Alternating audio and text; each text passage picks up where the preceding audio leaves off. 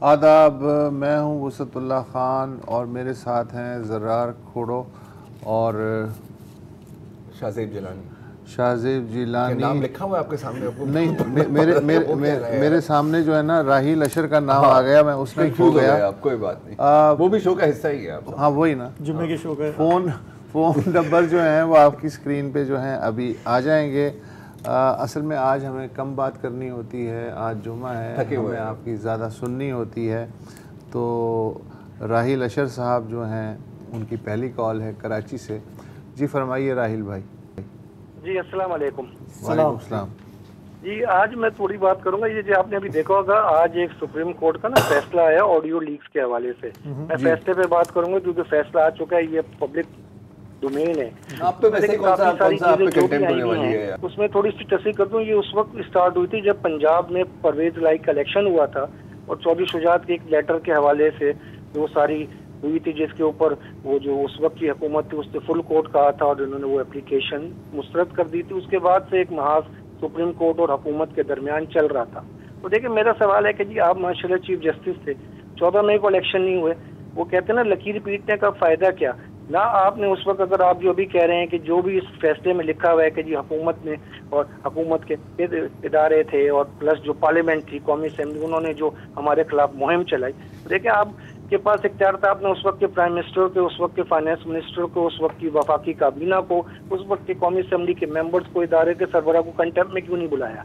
फिर जिन लोगों ने आपके सुप्रीम कोर्ट के बाहर जलसा किए PDM की लीडर, उनको कंटेम्प्ट में बुला लेते।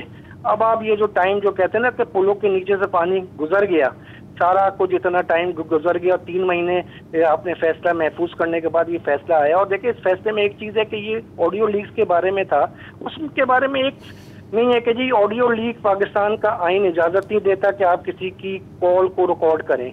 उस बारे में एक बात नहीं कि जी ये किस इदारे ने कॉल की, सॉरी कॉल रिकॉर्ड की, उसने क्यों की, उसको किसने इजाज़त दी ये सारे काम करने की कि जी आप 2 लोगों की टेलीफोन कॉल रिकॉर्ड करके उसको आप मीडिया पर ले आ पब्लिक कर लें। इस हवाले से जी मैं बात कर रहा था। एक बात उनकी सही है, ये जो गवर्नमेंट ने जो है ना जो ये सुप्रीम कोर्ट के बाहर 15 मई को जो जलसा किया था, दैट वाज टू मच। आप बिल्कुल सुप्रीम कोर्ट के बाहर आप जलसे करें, तकरीरें करें, ललकारें, मतलब वो गवर्नमेंट भी जो है वो भी उसी लेवल पे आ गई कि जिस तरह अगर अदलिया चल रही है तो फिर हम भी वैसे ही करें। तो खैर उस पर उनकी बहुत सारी ऑब्जर्वेशंस हैं कि ये जो इज़हार आज़ादी की आप बात करते हैं, लेकिन उसमें भी कदगने हैं कि आप एक लिमिट तक जा सकते हैं। लेकिन मेन पॉइंट यही है कि जब अदलिया ने ख़ुद को अंडरमाइन किया, जजेस ने खुद एतराज़ उठाया चीफ जस्टिस पे, आपकी अथॉरिटी तभी अंडरमाइन हो गई ना, तो फिर बाकियों को तनकीद करने का जवाब मिलता है और वो जस्टिफाइड भी होती है। काफ़ी हद तक ये बेवजह था। I mean, बहुत चीज़ें थी जो मतलब तमाम मेरे ख्याल है कि जितनी कानूनी माहिरीन से हमारी बात हुई है, कहते थे यार ये तो ओपन एंड शट केसेस हैं, तो फिर उसमें लार्जर बेंच या फुल कोर्ट बनाने की मतलब क्यों नहीं? इतनी इनसिक्योरिटी है ना, इतनी इनसिक्योरिटी क्यों? क्योंकि नहीं, लेकिन देखें बॉस, आपका अपना ही नुकसान कर रहे हैं ना, या जिनको आप फायदा देना चाह रहे हैं उनको तो आपने फायदा नहीं दे सके ना फिर। एंड इसका रीजन क्या है? बिकॉज अगेन देखिए कोर्ट की क्या अथॉरिटी है? कोर्ट के पास कोई डिवीजन तो नहीं है ना, कोर्ट के पास कोई नफरी तो नहीं है ना क्योंकि भेजें और अपनी कोर्ट के ऑर्डर्स की, इट्स अ मॉरल अथॉरिटी। और अगर फुल कोर्ट एक आवाज से बोले तो वो फिर, अब आप कह सकते हो कि यार अगर रियासत नहीं मानना चाहती तो वो नहीं मानेगी, बिल्कुल सही है, आप ये कह सकते हैं, लेकिन फुल कोर्ट का कहना ना मानने में और 3 जजेस का कहने ना मानने में जमीन आसमान का।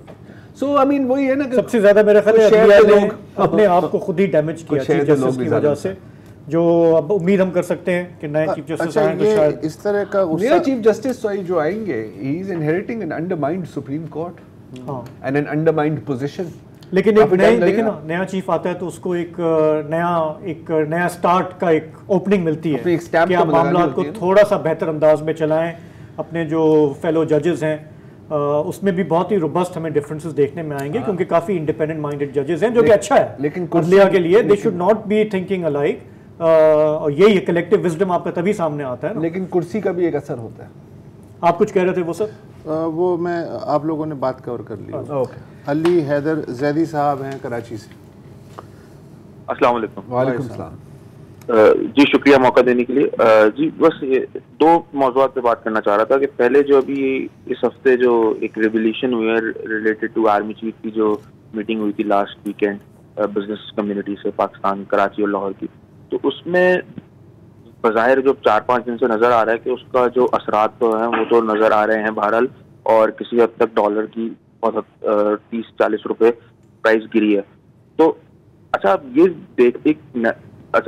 एक इम्प्लीकेशन इसकी ये बनती है, अगला सवाल ये समझ में आता है कि क्या ये अगर वाकई इतना एक इदारे के पास पावर है कि वो वाकई चीज़ों को अपने आप को असर्ट करके एक चीज़ें बेहतर कर सकता है, तो why they wait for the right time कि यार अब हम आके चीज़ों को सही करेंगे। अगर सब कुछ आपके सामने ही है, क्या क्या क्या आपसे सीधा है, तो आप फौरन ही उस पर अमल कर दें, या इसके पीछे भी एक विजडम है कि नहीं हम एक सेवियर के तौर पे आएंगे ताकि अपनी जो गुडविल है उसको बहाल करें। एक मैं चाह रहा था इस पर आप थोड़ा सा तबसरा करें। दूसरी बात यह है कि ये हमारे यहाँ निज़ाम की जो एक कॉम्प्लेक्सिटी है, मैं खुद समझने की कोशिश कर रहा हूँ, उस पर तो मैं कोई राय नहीं देना चाह रहा, कि हमने बताया हुआ है कि बाहर एक बहुत बड़ी तादाद में रूरल पाकिस्तान है और अर्बन पाकिस्तान है। तो रूरल पाकिस्तान पे अगर आपने इलेक्शन जीत कर आना है ऊपर और अपने आप में हुकूमत बनानी है, तो अगर मैं फॉर एग्जांपल एक वडेरा हूँ, एक बहुत बड़ी अराजी रखने वाला वडेरा हूँ, और जस्ट बिकॉज कि मुझे इलेक्शन जीतने की साइंस आती है और मैं इलेक्शन जीत के असेंबली का मेंबर बन सकता हूँ, लेकिन मेरे पास सब्जेक्ट मैटर एक्सपर्टीज नहीं है कि मैं एनर्जी सेक्टर, मैं रेलवे, मैं आपकी मुख्तलिफ SOEs के से रिलेटेड जो रिफॉर्म्स हैं वो करने की अंदर मेरे पास सलाहियत नहीं है। लेकिन जस्ट बिकॉज डेमोक्रेसी का जो एक फैंसी एक डेफिनेशन है कि जस्ट कि मेरे पास काउंटिंग पूरी है और मैं आ सकता हूँ, तो क्या मुझे उस बेसिस पे मैं उसकी अहलियत रखता हूँ जस्ट बिकॉज मैं डेमोक्रेसी की शील्ड लेके, और मैं अपने आप को एक बहुत बड़ी शील्ड दे दूं कि नहीं मेरे पास तो right to govern the people है, मेरी रियाया है जो कि मेरे उस पर आ जाती है। अच्छा, इसी से रिलेटेड अगली बात है, सॉरी मैंने 2 बातों का कहा था आपसे, लेकिन एक बिल्कुल ज़मीनी सवाल है कि क्या किसी भी फर्द का, मिसाल के तौर पे एक लिटरेट पर्सन है, उसका एक इंडिविजुअल का वोट और एक इलिटरेट पर्सन का वोट, क्या वो दोनों वोट बराबर? मैं इसमें कोई जजमेंट नहीं दे रहा, मुझे इस पर एक सवाल है। मेरे ख्याल में शायद उसका दोनों का वोट बराबर हो नहीं सकता। इस बारे में थोड़ा सा कमेंट। अच्छा, अब 3 सवाल आपने किए हैं, जो दूसरा और तीसरा मिले हुए हैं आपस में। दूसरा और तीसरा मिले हुए हैं, लेकिन पहला सवाल एक इंटरेस्टिंग सवाल है क्योंकि बहुत लोग ये सवाल पूछ रहे हैं। अच्छा देखिए, सबसे पहले तो बात ये है कि क्या ये जो हम इफेक्ट देख रहे हैं ये चलेगा भी सही या नहीं, या और is it just temporary fix? जैसे कि अगर आपने कभी आटे की बोरी, बचपन में अगर आपने कभी पंच किया है आटे की बोरी को, ओके, तो वो पंच का निशान सिर्फ उस वक्त तक रहता है जब आप तक मुक्का उसके अंदर होता है ना, तुम निकालोगे तो बोरी दोबारा बोरी हो जाती है। तो this we will have to see Zaidi साहब। हाँ, मेरा नहीं ख्याल कि कोई एक डंडा फैलाने से, ठीक है 2-3 दिन तक तो लोग खामोश, ऐसे टीचर डांटती हैं तो थोड़ी देर के लिए क्लास खामोश हो जाती है, लेकिन जैसे ही टीचर बाहर जाती है उसकी तवज्जो कहीं और चली जाती है तो फिर वही काम शुरू हो जाता है। आपने भी किया होगा, हमने भी किया है, हमने अपने आंखों से देखा है।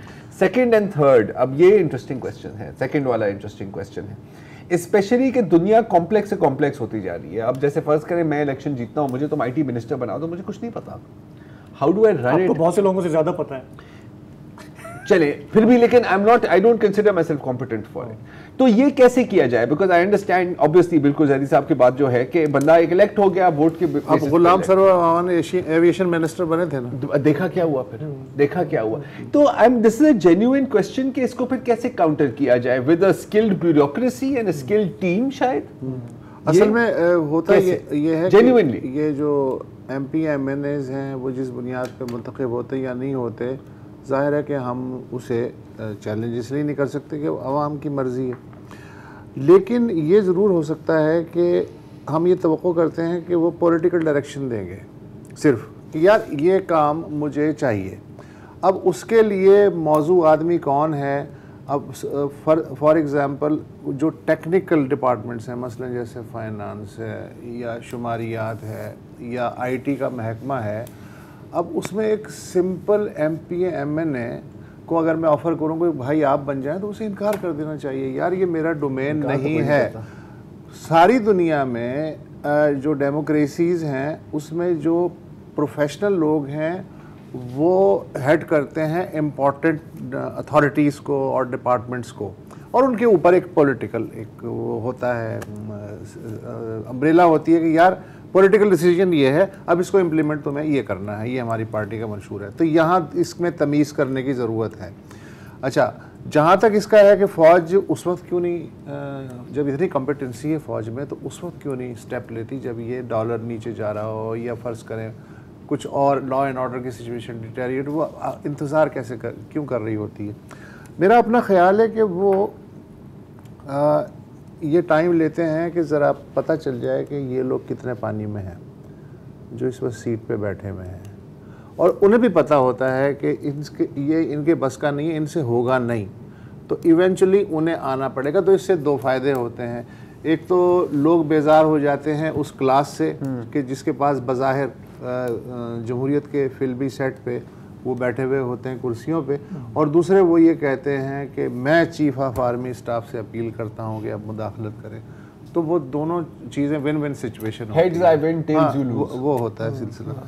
बाकी क्या लेकिन अब तीसरा था ये, आप कुछ कहना चाह रहे हैं? मैं ये कह रहा था कि ये इनका जो मेन सवाल था ना, जैसे अभी ये डंडा अभी घुमा है इस हफ्ते, तो डॉलर नीचे आना शुरू हो गया, शुगर की प्राइस नीचे आना, इनका सवाल ये था कि ये पहले क्यों नहीं हुआ है ना। एंड क्योंकि सिविलियंस का काम है इसको देखना, और अगर जब वो, जिस तरह वसत ने भी कहा कि जब वो मुसलसल नाकाम होते हैं, उनकी कैपेसिटी नहीं होती, तो फिर जाहिर है कि अच्छा, और फिर उनकी कैपेसिटी बिल्डिंग में कोई इंटरेस्टेड भी नहीं है कोई इदारा ना। अगर कैपेसिटी बिल्डिंग हो गई तो फिर क्यों हो इंटरेस्टेड, क्यों हो? सो दैट इज अ की क्वेश्चन कि हमारे यहाँ वो कैपेसिटी बिल्डिंग नहीं हुई है और नहीं होने दी गई है, जिसकी वजह से फिर हम एक ही इदारे की तरफ देखते हैं कि वो हमारा सेवियर है। और ये पहली बार नहीं हुआ है। नहीं, जब अयूब खान आया था तो उस वक्त चोर बाजारी और ज़ख़ीरा अंदोज़ी जो है वो सबसे बड़ा इशू था, और लोग तंग आए हुए थे। तो उन्होंने एक मार्शल का एक्सपीरियंस ही नहीं था किसी को, तो उन्होंने कहा जी कि 3 दिन में जो है वो ज़ख़ीरा आउट कर दें वरना ये कार्रवाई होगी। तो लिटरली लोगों ने सड़कों पे चीनी आटा जो भी उस ज़माने की ज़ख़ीरा अंदोज़ी थी वो फेंक दिया था, इतनी दहशत थी। उसके बाद फिर लोग आदी होते चले गए कि यार जो भी नई हुकूमत आएगी वो नया थानेदार नहीं आता, वो अपने इलाके में जो है वो बदमाशों पे दबदबा डालने के लिए कुछ स्टेप्स फुर्तियाँ दिखाता है, और फिर बिजनेस एज यूजुअल। देखिए, ये तो सिविलियन मामला थे ना, जब हमारे यहाँ सिक्योरिटी के भी मामला थे, चाहे कराची के आप हालात देखें जो 3 दिहाइयों तक जारी रहे, उसको ज़्यादातर टॉलरेट किया गया, लेकिन जब वो बंदूकों का रुख जो है वो इदारे की तरफ हुआ, तब फैसला हुआ कि अब बहुत हो गया है। जब तक आम लोग मर रहे थे तब तक फिर भी कभी आप इस साइड पे आ जाते हैं, kभी गवर्नमेंट में ले लेते हैं, कभी वो करते हैं, लेकिन फाइनल फैसला तभी हुआ जब इदारे की तरफ। मेरा सवाल ये है कि 30 साल से जो है यहाँ law enforcement agencies, paramilitary forces किस कराची में अमन व अमान की जिम्मेदारी निभा रही हैं, 30 साल में पुलिस की कैपेसिटी बिल्डिंग नहीं हो सकती थी? क्यों नहीं हो सकती थी? जाहिर है कि अब इस पे हम क्या बात कर सकते हैं। एक आखिरी सवाल इनका रह गया, लेकिन बाकी जो इनका ये सवाल था कि क्या हर वोट बराबर है, एक अनपढ़ आदमी का वोट और एक पीएचडी वाले का वोट, तो जी आपके कानून में यही है कि हर फर्द का एक वोट है। कि क्या होना चाहिए है? बिल्कुल होना चाहिए। मैं तो क्योंकि आप इस आप तालीमी काबिलियत पे तो आप वोटर को नहीं कर सकते। देखिए, मुशर्रफ साहब ने ये किया था कि जी कि आपको बीए होना चाहिए अगर आप कैंडिडेट बनना चाहते हैं। हमने देखा उसका क्या फर्क पड़ा, बीए की डिग्री हमारे यहाँ कैसे बिकती है, कैसे जाली डिग्रियां आ गई। लोगों ने जिनके पास नहीं थी और वो 5-5 इलेक्शन लड़ चुके थे, उन्होंने अपने बच्चों को खड़ा कर दिया कि यार ये बीए है, इसको कख पता नहीं है, हाँ, लेकिन बीए है। तो हमने देखा कि दैट आल्सो डिडंट वर्क। लेकिन सिर्फ ये है कि देखें, पॉलिटिकल पार्टीज, हम ये एक्सपेक्ट करते हैं अपने निज़ाम से कि जिस तरह जर्मनी में और यूरोप में the most competent person of a political party वो आके एक महकमा संभालता है। जब आप जमहूरियत को चलने देंगे तो वो आएगी। जब आप क्या एक जागीरदाराना निज़ाम होगा, नीम फौजी निज़ाम होगा, बार बार उखाड़ पिछाड़ होगी, तो आपको ऐसे ही MNA MPA मिलेंगे जो अभी हमने देखे हैं, जो बगैर पढ़े जो है आए। और ये जो मौजूदा निज़ाम है इसको ऐसे ही लोग सूट करते हैं। हाँ, एक आखिरी पॉइंट भी था लेकिन वक्फा ले लेते हैं, हमें ख्याल वक्फे का वक्त।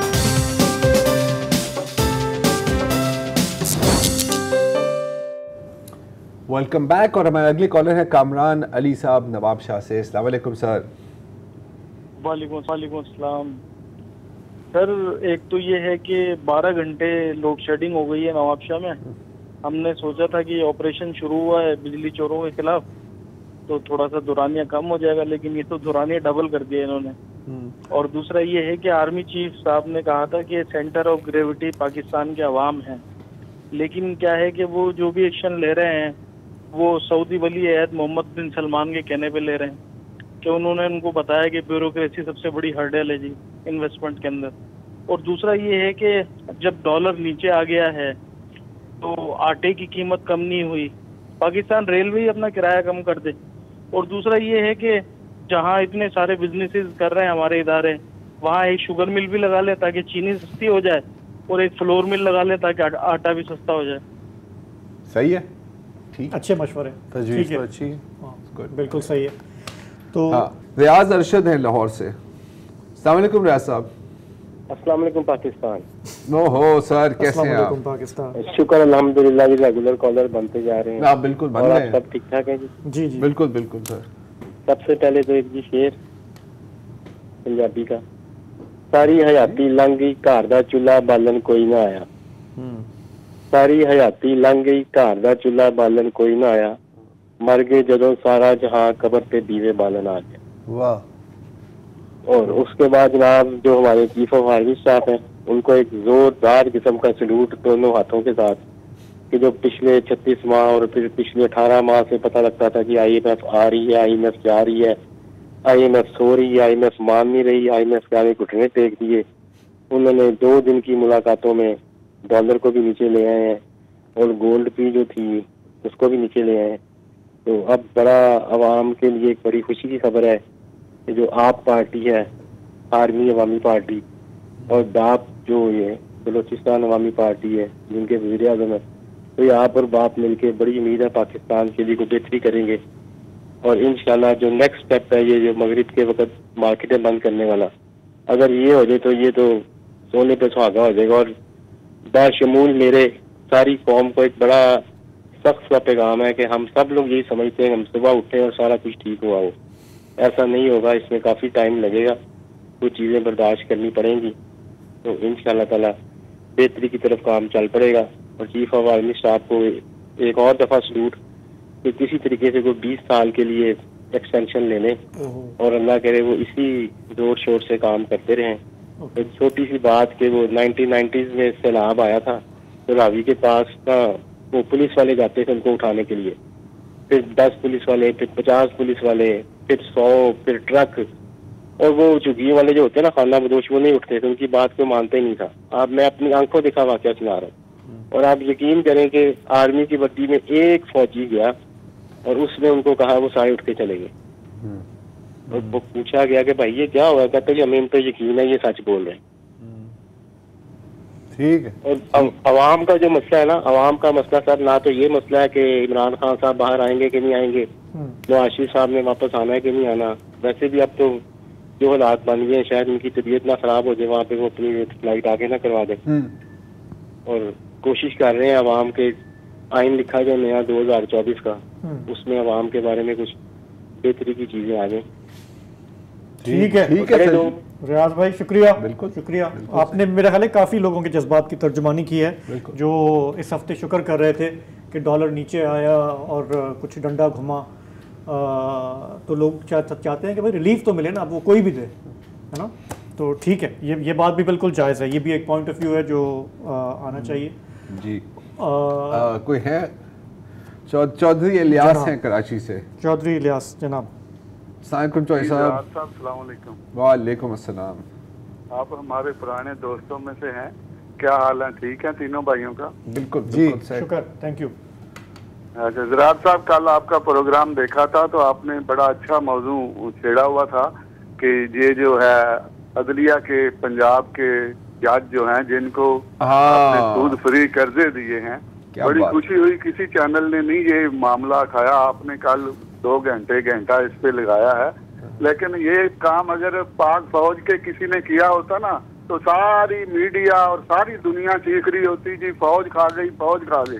फौज अपने बच्चे कुर्बान करती है, अपनी माएँ जो हैं अपने बच्चे भेजती हैं फौज में और वो मुल्क को संवारते हैं। और अगर ये काम अदलिया ने किया है कि सूद एक झोंपड़ी वाला कर्जा लेगा तो वो सूद देता है, और ये जज जो है ये रिश्वत के तौर पे सूद माफ करा रहे हैं और कर्जे ले रहे हैं 12 साल के लिए। इस मामले को थोड़ा और अछालें ताकि ये काम अगर फौज करती तो आप सबको हमको तकलीफ होती कि ये फौज खा गई। फौज जबकि अपनी जानें देती है। ये अदलिया क्या करती है? अदलिया हमारे से टैक्स का पेयर का पैसा तनख्वाहों में 15-15 लाख लेती है। फौज का तो एक जनरल भी 1.5 लाख से ऊपर नहीं लेता जिसकी 35 साल नौकरी होती है। तो ये अदलिया जो 15 लाख 20 लाख चीफ जस्टिस ले रहे हैं, ये कम से कम ये सूद फ्री ना ले, पूरा मुल्क दे रहा है इंटरेस्ट उस पे, तो आपको क्या तकलीफ है इंटरेस्ट देते हुए? इनको वॉलंटियरली इनको शर्मिंदा सही बात है। Chief justice Lahore high court इस पे एक्शन ले। और ये जो लाहौर हाई कोर्ट तो नहीं लेगी क्योंकि लाहौर हाई कोर्ट के जजेस हैं, लेकिन चौधरी साहब मैं आपको ये बताता चलूं कि मेरे ख्याल है कि पाकिस्तान बार काउंसिल ने वैसे सख्त नोटिस दिया और कहा कि यार आप क्या करना चाह रहे हैं। और वैसे यार मजाक है, वैसे ऑनेस्टली मजाक है। आई मीन इतने हमने लोगों को कवर किया है जिनको वाकई जरूरत है, उनको तो कभी कुछ नहीं मिलता है यार।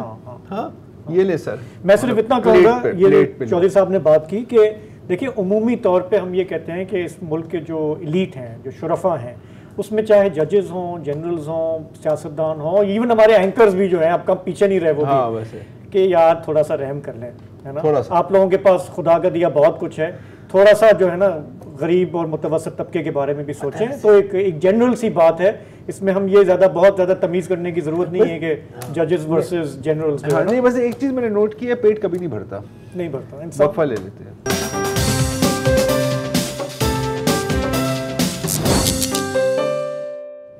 जी, तो आपकी हम कॉल्स ले रहे हैं, मुल्तान और कराची से भी कॉल्स आ रही हैं, लेकिन पहले चलते हैं लाहौर, जहाँ पे लाहौर यार इफ़त अशरफ साहिबा जो हैं उन्होंने हमें कॉल की है। अस्सलाम वालेकुम। हेलो, अस्सलाम वालेकुम। जी इफ़त, आप ऑन एयर हैं? हाँ जी इफ़त साहिबा, मेरे भाई मुझे ये बताइएगा कि हमारा मुल्क या बेईमानी तेरा आसरा उस पे चल रहा है, लेकिन जो हमारे मुल्क जिस नीयत से पाकिस्तान कायदे-आज़म ने बनाया था ना, वो ऊपर जन्नत में बैठे ना रो रहे होंगे। इतनी महंगाई के बिल पागल हो गए, और जब बिल देंगे तो पूरा महीना कहाँ से खाएंगे? मुझे ये बताइएगा कि मैं तो बेवा औरत हूँ, कुरान पाक पढ़ा के गुजारा करती हूँ, मेरा बिल कौन देगा? बिल ना दिया तो मीटर काट के ले जाएंगे। और वो वाज़ेह तौर पे उन्होंने लिखा हुआ, जो अफसरान हाई स्टैंडर्ड के अफसरान है ना, उनके एसी चल रहे होते हैं, चाहे कमरे में हो या ना हो, उनका भी बिल हमें है। चाहे वो बाबडा के हों, चाहे पीटीसीएल के हों, चाहे जैद बकर जो भी हो जी। हमें ये बताइए कि हम गरीब औरतें कहाँ जाएं, किसका दरवाजा बजाएं? आप लोग तो बैठे हैं, आपके घरों में भी एसी चल रहे हैं। ये बताएं अभी तक आप कैसे मैनेज कर रही हैं? ये जो महंगाई हुई है पिछले 6-8 महीने में, 1 साल में, अभी आप कैसे मैनेज कर रहे हैं, क्या कर रहे हैं? शाहद है कि मैं आपको बता नहीं सकती कि 15 दिन गुजरते हैं ना, तो मैं अल्लाह से हजूर पाक की खिदमत में 5 तस्बीहें जरूर मांगती हूँ, तो मेरी कहीं ना कहीं थोड़ी बहुत मेरी इमदाद हो जाती है। अब भी मैंने 5 तस्बीहें जरूर की मानी है हजूर पाक की खिदमत में कि या रसूलल्लाह मेरा बिल कम आए। मुझे ये बताएं कि ये गरीब आदमी तो बिल्कुल खत्म हो गया। मेरे घर में इस वक्त न चीनी है, न बर्तन धोने वाला साबुन है, न नहाने वाला साबुन है, और अभी ये सिर्फ मेरी जूती तक खुदा की कसम टूटी हुई है, मैं जूती नहीं ले रही कि मैं बिल कहाँ से दूंगी। 100 रुपया कम हो जाए ना बिल का, तो बिल वाले बिल नहीं लेते। 100 रुपया तो हमारे बोली, 1 रुपया कम हो तो वो बिल नहीं लेते। और मेरा पानी के बिल में 6 रुपए उन्होंने अजाफी काटे हुए हैं। वो जो काट लेते हैं उनका कोई नाम निशान है ही नहीं। कहाँ से क्या करे, कहाँ जाए? हमारे मुल्क का तो बस वो 23 रमजानुल मुबारक की बरकत से जो बन गया, वो उसी की शबे बरात, शबे ये शबे कदर जी जी उसकी बरकत से हमारा पाकिस्तान खड़ा है, अदरवाइज हमारा कोई हाल नहीं। सारी जितने भी लोग हैं ना असेंबलियों में बैठे, सब अपनी सीटों के चक्कर में है। हमारे हमसे बाद ही वो गया है बांग्लादेश, कहाँ है? मैं तो इसलिए सियासत को देखती नहीं हूँ, मुझे पसंद ही नहीं है, लेकिन जब से ये दिलों का शोर मचा हुआ ना, तब से मैं देखने लगी हूँ, तो मुझे समझ आई है कि पाकिस्तान कहाँ खड़ा है और ये बाकी ममालिक कहाँ खड़े हैं। खुदा का रसूल का वास्ता, अल्लाह और उसके हबीब प्यारे की आल पाक का वास्ता, महंगाई को कम कर दे। मैं बहुत थक गई, खुदा शहाद है। मेरी बहू डायलिसिस पेशेंट है, मेरे पास उसकी जो उसका सेट है, डायलिसिस मशीन का सेट है ना, वो 8,000 का, जबकि वो 1,400 रुपए का था। अब महंगाई की वजह से उन्होंने 7,000 रुपए का कर दिया। हफ्ते में 3 दिन डायलिसिस होते हैं उससे। कहाँ किसको कहें? मुझे तो ये नहीं समझ आती कि हमारे गरीबों की सुनवाई सुनने वाला कोई।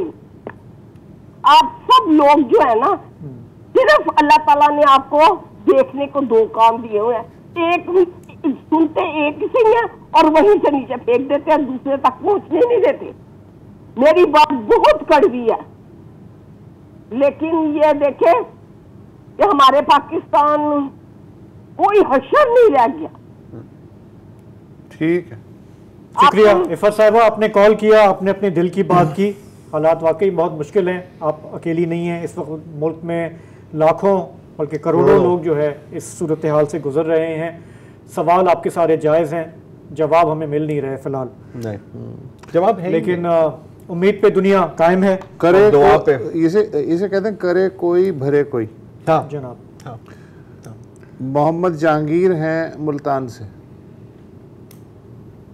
जी सर, अस्सलाम वालेकुम। सर मेरे कुछ सादा से सवालात हैं जी, आप लोगों की नज़र कर रहा हूँ।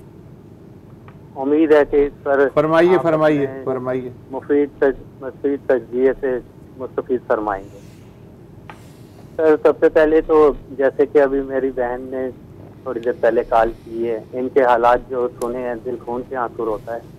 ये हर घर के हालात हैं सर, पाकिस्तान का घर सारी इस हालात से खाली नहीं है। इस घर में सर आप देखेंगे किसी तरह से लोग आपको मिलते हैं। इस हालात तक पहुंचाने में सर हाथ किसका है? बराए मेहरबानी इससे तो सर जरूर फरमाया करें। और इन हालात को सर अगर थोड़ा सा पीछे जाकर देख लें तो हकीम सईद साहब का कत्ल आप सबके सामने है और उसकी वजह भी आपके सामने है, और उसके नतीजे में आज जो हालात पैदा हुए हैं सर, उससे मैं और आप और पाकिस्तान का हर घर मुतासिर है सर। दिल तो चाह रहा है तो मैं भी फूट फूट से रहूं और हर पाकिस्तान के कम से कम कुछ कर नहीं सकता तो उनके साथ आंसू तो मिला दूं अपने सर। सर मेरे पास अल्फाज नहीं है, लेकिन इतना ज़रूर कहना चाहूँगा कि कम से कम ऐसे हालात में जो मौजूदा चीफ जस्टिस के ओहदे पर फाइज जो साहब इस वक्त बैठे हैं, वो कम से कम इस एजेंडे का हिस्सा ना बने और वो उसमें अपना हिस्सा शामिल ना करें। जिस तरह के उनके फैसले बोल रहे हैं, नज़र आ रहे हैं, या तो सर इन 24 करोड़ अवाम को फांसी दे दी जाए, इस मुल्क में जीने का कोई हक नहीं दिया जाए, या फिर जो है ना इन 24 करोड़ की अवाम की कम से कम आवाज़ तो आप लोग बन जाएं। आप लोग खुदारा उन हलकों तक की आवाज़ ज़रूर पहुंचाएं, उन तक ज़रूर पहुंचाएं आवाज़। उन्हें बताएं कि हमारा मुल्क, ये नहीं कि उनको मालूम नहीं है, लेकिन शायद उनके कानों तक पब्लिक की आवाज़ नहीं पहुंच रही। शायद हम उस तरह से उनकी नज़रों के सामने नहीं है जिस तरह से बाकी मामलात को देख रहे हैं। जो भी गवर्नमेंट आती है, पीटीआई की गवर्नमेंट आई, 9 मई के जो भी वाकयात हुए इसके जिम्मेदार जो भी है, आर्मी तंसीबात पर हमले होते हैं और उनको गुड टू सी यू कहते हैं, जो उनसे है ना घर भेज दिया जाता है और शाबाश दी जाती है और उनको कहा जाता है इसकी आप मजम्मत कर दें, तो वो कहते हैं आइंदा अगर मुझे गिरफ्तार किया गया तो इसी तरह के हालात होंगे, या शायद इससे भी ज्यादा हों? आपका पॉइंट ऑफ व्यू आ गया। आपका सवाल जो है वो ये था कि हम इस नहज पे कैसे पहुंचे। तो मेरा मुख्तसर सा जवाब ये है कि सबने मिल के मेहनत की है हमें यहाँ लाने में, मेहनत से और उसमें जिसका ज्यादा इख्तियार था, जिसका ज्यादा पावर था, उसका ज्यादा हिस्सा है। जिसको कम मौका मिला उसने कम रेड मारी मुल्क की, लेकिन किया सबने मिलकर। इससे आधी मेहनत में मुल्क तरक्की भी कर सकता था, हालात सुधर भी सकते थे। लेकिन हमने बहुत बड़ी एफर्ट लगाई, बड़ी। एक वक्फा ले लें।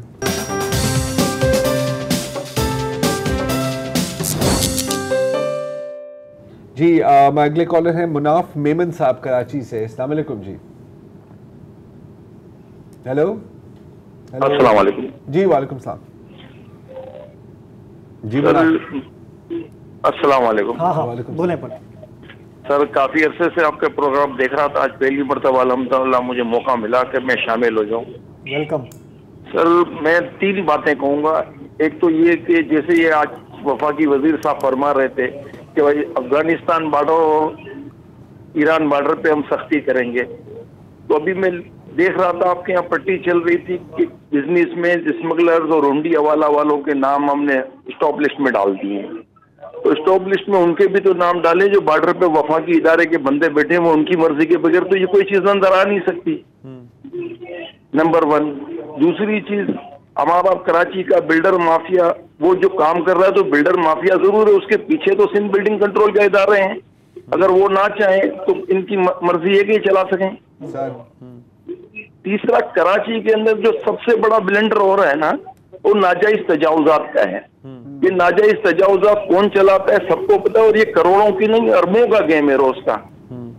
चौथा मसला, ये जो हमारे को सब्जियां महंगी मिल रही हैं, इतनी महंगी है नहीं, जमींदार को वो रेट नहीं मिल रहे जो रेट के हमसे ये वसूल कर रहे हैं। अब मंडी के रेट देखें और यहाँ के रेट देखें। तो मैं आपके जरिए से तमाम चैनल्स को कहूंगा कि भाई मेहरबानी करो, अवामी मसाइल पे भी रोजाना 1 घंटा दो। ये सियासतदानों को बिठाते हो, ये अरबपति खरबपति हो गए आपके पास आके, आप इन्हीं को लेके बैठे हुए। इनके लिए टाइम है, अवामी मसाइल के लिए कसम से मेमन साहब, टोटल अग्रीमेंट यार ये मतलब कल भी ना मैं थोड़ी सी वो वेबिनार डिस्कशन हो रही थी, उसमें यही कहा था कि यार मैं मानता हूँ यार सियासत है, लेकिन क्या सिर्फ ही सियासत है और मतलब कोई चीज नहीं है जिसके ऊपर आपने बात करनी है। अच्छा, आपने महंगाई पर भी बात करनी है तो आपका लिस्ट वही होगी, वही पॉलिटिशियन, वही 3 पॉलिटिशियंस होंगे, ये तो इसके दौर में हुआ था, वो कहेंगे कि नहीं इससे बड़ा तो कोई चोरी नहीं है। असल गुफ्तगू मतलब क्या फायदा है, क्या फायदा है 1 घंटा अपने गिरेबान में भी देखना चाहिए ना, कुछ ठीक ठाक क्या रोल है। और ये बात बिल्कुल सही कह रहे हैं। देखो मैं ये नहीं कह रहा कि आप पॉलिटिकल शोज को हटा दो, कुछ नहीं होता यार 1 घंटा। लेकिन अभी आपने वो इफ़त की भी बात सुनी, बाकी लोगों की भी बात सुनी ना, वो कह रहे हैं यार ये पॉलिटिक्स में अभी कोई हमें इंटरेस्ट रहा ही नहीं है, हम तो सिर्फ ये दाना पानी और इसमें लगे हुए हैं। क्यों?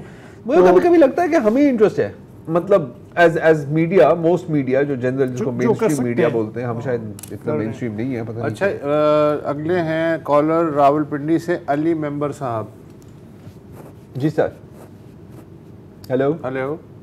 अस्सलाम वालेकुम सर। वालेकुम।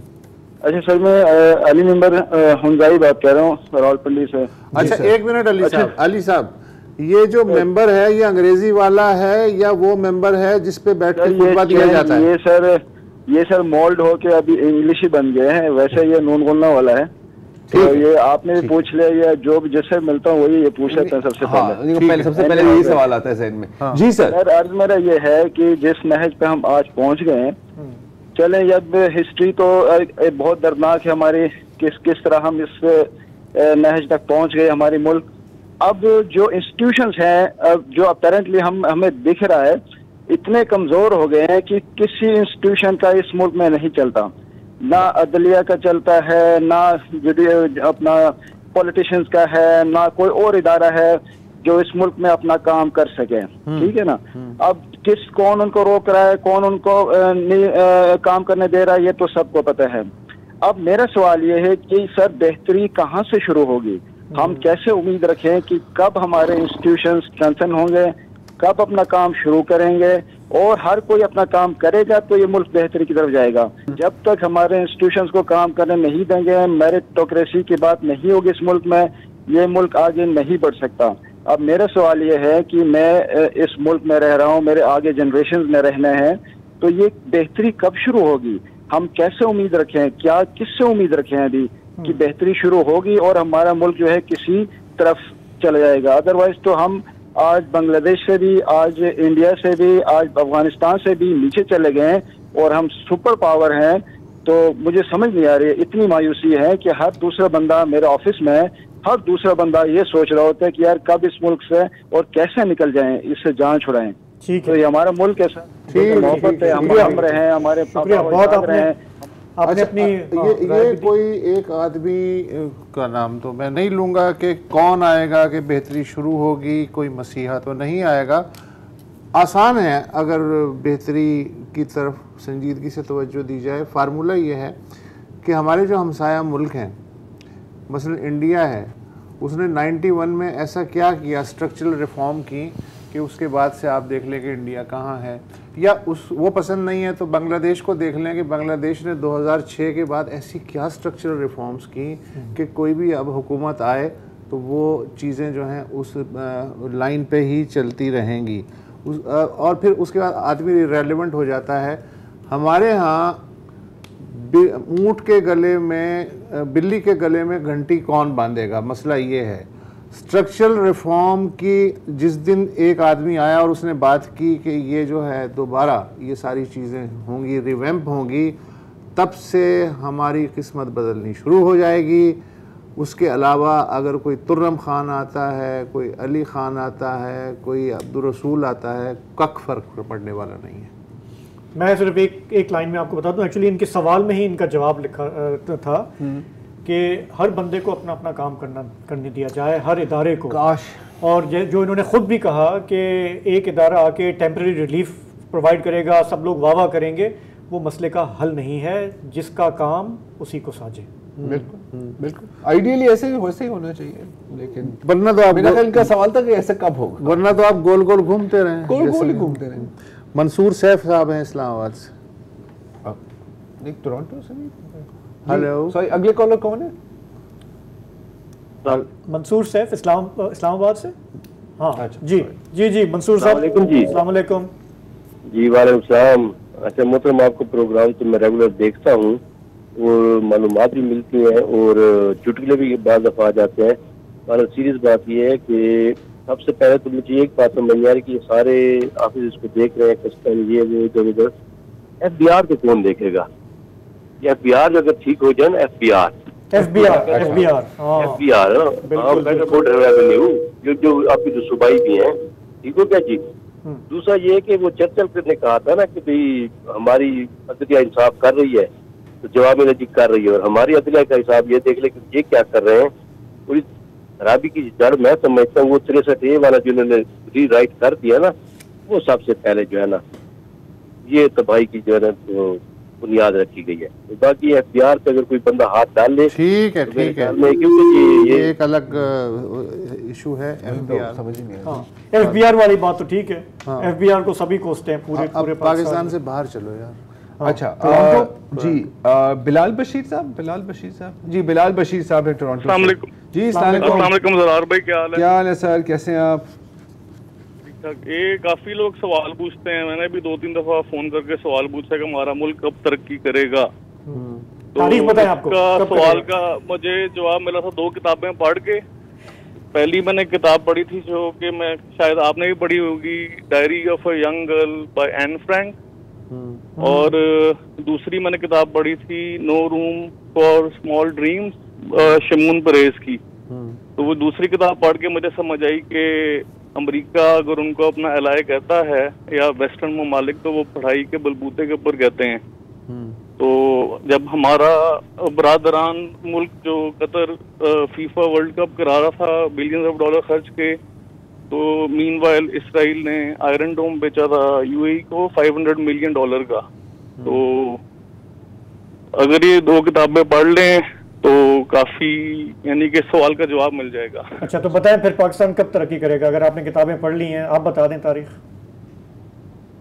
पहली वाली किताब तो मेरे से शायद ज़रार भाई ने भी पढ़ी होगी, उसमें तो ऑब्वियसली वो हल नहीं है, दूसरी किताब पे आ जाते हैं उसके अंदर। लेकिन जो दूसरी शमून प्रेस की मैंने किताब पढ़ी थी, उसके अंदर उसने सारा कुछ लिखा था कि वो 11 साल का बच्चा जब इसराइल आया तो काफी हॉस्टाइल उनका एनवायरनमेंट था, फिर उन्होंने अपने आप को बिल्ड किया, अपने आप को टेक्नोलॉजिकली एडवांस किया।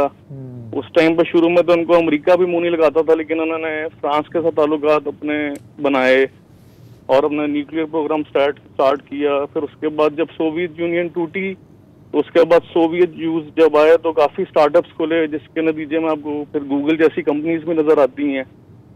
और टेक्नोलॉजिकली मतलब इजराइल से सीखने की जरूरत है हमें कि टेक्नोलॉजी अपने आप दुरुस्त करें और एजुकेशन टेक्नोलॉजी और अपना 100% लगाएं जो भी है, और थोड़ा सा नेशनलिज्म। तो we can learn a lot from Israel, लेकिन नहीं कोई भी मॉडल इस तरह का हो, जरूरी नहीं कि इजराइल हो। देखिए आपको दुनिया में मॉडल्स दिख रहे हैं, जहाँ से आपको कुछ सीखने को मिलता है, बिल्कुल आप वहाँ से सीखें। हमारा मसला एक ये होता है कि हम पूरे मॉडल को कॉपी पेस्ट करने की भी तो कोशिश करते हैं ना यार, अच्छी बिट्स ले लें। हाँ नहीं मतलब देखो, जब आप मतलब फॉर एग्जांपल किसी का आर्टिकल छाप भी रहे होते हो ना, तो आप डायरेक्ट नहीं छापते ना यार, थोड़ा सा रीराइट तो करते हैं। और ये भी होता है कि हम इंडिया से क्यों सीखें, वो तो हमारा दुश्मन है। हाँ, हम इसलिए देखते ही नहीं। हालांकि दुश्मन सर जितना दुश्मन से सीखते हैं, हालांकि दुश्मन बेहतरीन जी। एक आखिरी कॉलर है शायद, नहीं वो वाइंड अप करना है। अच्छा चलो ठीक है, तो बस एहसान साहब ने कहा कि टाइम नहीं है, तो ठीक है, मेरा ख्याल है कि फिर इजाजत लेते हैं। इजाजत ही ले सकते हैं। आप भी जो है टीवी बंद करें, जाके सोएं, आराम करें, दुआ करें। वैसे टीवी उन्होंने बंद किया हुआ ही है, आपके कहने की जरूरत नहीं है। जो लोग देख रहे हैं उनसे बात कर रहे हैं। हाँ, हो सकता है कोई देख भी जाके आराम करेंगे। बहुत लंबा हफ्ता था, आपसे पीर को मुलाकात होगी इंशाल्लाह। इजाजत दीजिए, खुदा हाफिज, शब बखैर।